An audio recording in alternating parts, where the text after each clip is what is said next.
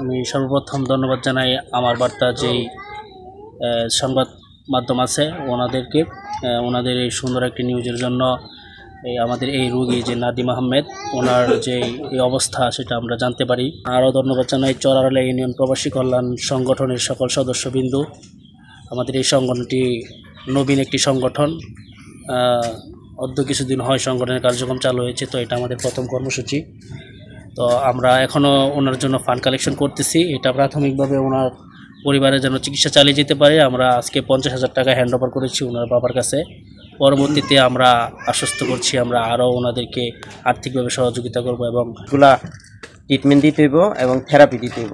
তারপর ওনারা সবাই মানে তাৎক্ষণিকভাবে ওনার চিকিৎসার জন্য সহযোগিতা দিয়ে থাকে এবং অনেক টাকা প্রয়োজন। আপনারা যারা ওনাকে সহযোগিতা করতে চান, বিশেষ করে ওনার পরিবারটা অত্যন্ত দরিদ্র একটা পরিবার, সকলে আমরা সহযোগিতার হাতকে বাড়িয়ে দিচ্ছি।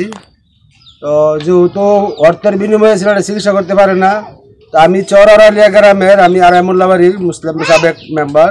তো আমার আরামুল্লাহ বাড়ির পক্ষ থেকে আমি কিছু অর্থায়ন দান করছি তার চিকিৎসার জন্য, রহমতের মালিক আল্লাহ।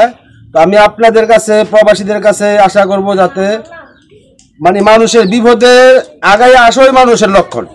তো আমি মনে করি যারা যেই মন পারেন সহযোগিতা করবেন ছেলেটারে, যাতে আল্লাহ ছেলেটারে রহমত করে।